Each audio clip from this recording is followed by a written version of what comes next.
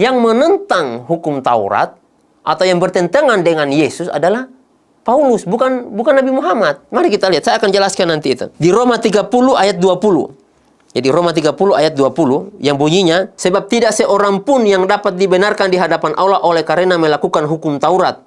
Karena justru oleh hukum Taurat orang mengenal dosa.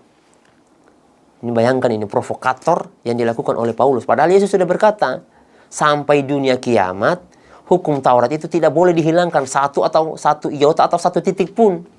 Tetapi Rasul Paulus dengan berani menantangnya. Nah, makanya di sini saya sampaikan kepada pendeta, Pak Pendeta, kita ini sebenarnya siapa yang kita mau ikut? Kita mau ikut Yesus atau kita mau ikut Paulus? Kalau kita mau ikut Yesus, tentunya apa yang diperintahkan oleh Yesus, apa yang dikerjakan oleh Yesus, kita ikuti. Nah, kita hari ini semuanya tidak ada yang haram, tidak ada yang halal. Ya, hampir-hampir ini Pak Pendeta, yang berkaki ini, tinggal kaki meja yang kita tidak makan. Ini orang Kristen kita ini, saya sampaikan ke pendeta saat itu. Karena semua sudah halal. Babi, anjing, biawak, padahal haram semua itu dalam Alkitab. Kita makan semuanya, seolah-olah ini yang berkaki, tinggal kaki meja dan kaki kursi. Yang terbang tinggal pesawat yang kita tidak makan. Yang merayap tinggal kereta api yang kita tidak makan. Yang di laut, yang menyerenang, tinggal kapal dengan kapal silam yang kita tidak makan. Yang ini jadi persoalannya kita ini. Ibarat mobil kita ini Pak Pendeta, betul-betul sudah lepas rem kita ini. Tidak ada lagi rem. Kenapa tidak ada rem? Karena semua kita makan. Iya, tidak ada lagi rem. Semua halal, tidak ada yang haram. Nah, ini yang menjadi persoalannya kita ini saat ini. Sehingga saya menyimpulkan, saya bilang, saya sampaikan kepada pendeta saat itu. Saya Pak Pendeta sanksi sudah dengan agama Kristen. Ya, dengan hal-hal yang saya dapatkan selama ini. Dengan saya melihat Alkitab, ayat-ayat Alkitab yang begitu sangat bertentangan dengan apa yang kita lakukan saat ini. Semua yang kita lakukan, tidak ada satupun yang sesuai dengan apa yang diperintahkan oleh Yesus dan apa yang dikerjakan oleh Yesus. Jadi saya sampaikan kepada pendeta. Saya bilang begini Pak Pendeta. Kita nanti di hadapan Tuhan akan ditanya akan ditanya oleh Tuhan. Nabimu siapa? Yesus. Apa yang Yesus kerjakan kamu lakukan? Tidak ada. Tetapi ketika kita kerjakan itu berdasarkan misalnya Alkitab ini. Ditulis di situ disunat, kita disunat. Ditulis itu puasa, kita puasa. Ditulis di situ kita berjilbab, kita berjilbab. Kita punya hujah di hadapan Tuhan. Kita punya hujah di hadapan Allah. Ketika ditanya, apa yang kamu kerjakan? Oh, saya sholat.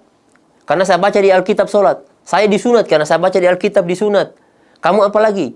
Saya melakukan menutup aurat. Saya pakai kerudung karena saya dapat di Alkitab.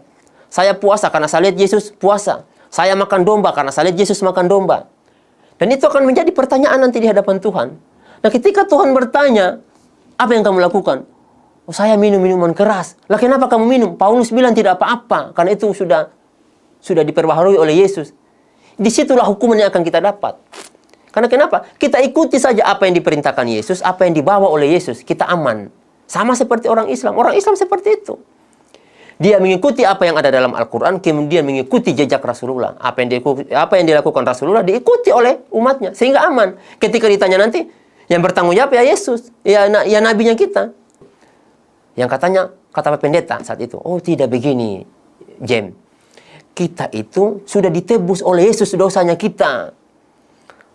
Segala bentuk apapun yang sudah kita lakukan itu, dosa sebesar apapun itu, akan diputihkan oleh Yesus, akan ditebus oleh Yesus. Saya bilang itu namanya omong kosong Pak Pendeta. Masalahnya begini, kita sekarang berbicara soal logika. Saya mencuri, Pak Pendeta masuk penjara. Kira-kira Pak Pendeta mau? Kan tidak mungkin itu. Saya yang mencuri, kok Pak Pendeta yang masuk neraka? Iya kan? Yesus yang akan menebus saya punya dosa. Kalau memang seperti itu, buat apa lagi kita pergi ke gereja? Iya kan? Buat apa lagi kita bantu orang? Ngapain kita lagi gereja, Pak Pendeta? Kalau memang Yesus sudah menebus dosa-dosa kita, tidak perlu lagi kita gereja. Kan sudah ditebus, biar saja Yesus yang siksa di neraka. Kan logikanya seperti itu. Sehingga saya sampaikan, ini agama pembodohan saya bilang, Pak. Ini pembodohan. Ini sama saja kita dijerumuskan di neraka. Karena memang agama Kristen ini bukan agama yang dibawa oleh Yesus. Sehingga semua ajarannya, ajaran yang menjerumuskan ke dalam neraka. Lalu, ketika saya berdebat bertanya kepada pendeta, kemana kita? Pak Pendeta, tempatnya kita itu kemana? Di surga apa neraka? Oh, katanya kita sudah dijamin oleh Yesus masuk neraka. Saya bilang tidak. Justru Yesus di dalam Alkitab ini menjelaskan bahwa orang Kristen itu masuk neraka. Saya tunjukkan dalilnya. Ini supaya orang Kristen tahu di mana tempatnya orang Kristen. Jadi dua kitab yang mengatakan bahwa orang Kristen itu semuanya masuk ke dalam neraka. Sekarang saya tunjukkan dalilnya. Matius 7 ayat 21. Jadi di mana tempat? Jadi saya sampaikan ke Bapak Pendeta. Pak Pendeta, tempatnya orang Kristen di sini nih. Nanti lihat. Dan apa sih orang Kristen itu? Jadi orang Kristen itu kata Yesus, bukan setiap orang yang berseru kepadaku Tuhan, Tuhan akan masuk ke dalam kerajaan surga. Ini kata Yesus. Nah, ini kata Yesus. Melainkan dia yang melakukan kehendak Bapakku yang di surga. Ini kata Yesus loh. Kata Yesus, bukan orang yang menyebut dia Tuhan akan masuk surga, tetapi orang yang menjalankan perintah Bapakku. Apa perintah Bapakku? Bapakku perintahkan disunat. Bapakku perintahkan untuk memakai jilbab. Bapakku perintahkan kita jangan makan babi.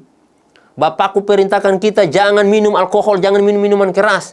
Tapi semua itu dilakukan oleh orang Kristen. Betul tidak Pak Pendeta? Ya betul. Ya. Semua yang diperintahkan Bapakku, kalau ini kata Alkitab, semua yang diperintahkan oleh Bapakku yang di surga itu tidak dilakukan oleh orang Kristen.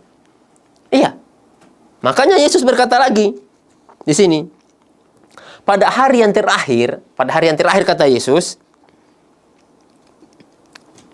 orang akan berseru kepadaku, Tuhan, Tuhan, bukankah kami bernubuat dengan namamu? Ini kata orang-orang ini. Dan kami mengadakan mujizat dengan namamu juga. Maka kata Yesus ini kata orang, bukankah kami bernubuat dengan namamu, bermujizat dengan namamu, ya Yesus? Nah ini kata Yesus, pada waktu itu aku akan berterus terang. Ini kata Yesus ini kepada jemaatnya, kepada kita, kepada orang Kristen saat itu nanti. Pada waktu itu aku akan berterus terang kepada mereka, aku tidak mengenal kamu. Ini kata Yesus, aku tidak mengenal kamu. Jadi di sini dijelaskan orang yang mentuhankan Yesus kemudian tidak mengerjakan apa yang diperintahkan Bapakku di surga, Yesus tidak mengenalnya. Dan kata Yesus, enyahlah daripada aku, kamu sekalian pembuat kejahatan. Jadi kata Yesus kepada orang-orang Kristen, enyahlah daripada aku, kalian pembuat kejahatan. Orang yang mentuhankan Yesus, membuat mujizat demi nama Yesus, bernubuat dengan nama Yesus, kata Yesus itu kalian pembuat kejahatan. Jadi jika ada pendeta yang membuat mujizat demi nama Yesus, bernubuat dengan nama Yesus, itu pembuat kejahatan. Ini kata Alkitab. Jadi kalau ada Pak Pendeta, ini edukasi sama teman-teman ini. Jadi teman-teman orang Kristen, jika ada pendeta yang tiba-tiba dengan nama Yesus kamu sembuh, tunjukkan ayat ini. Ini kata Alkitab dia pembuat kejahatan. Kata Yesus dalam Alkitab dia pembuat kejahatan. Yang bermujizat dengan nama Yesus dia pembuat kejahatan. Kata Alkitab.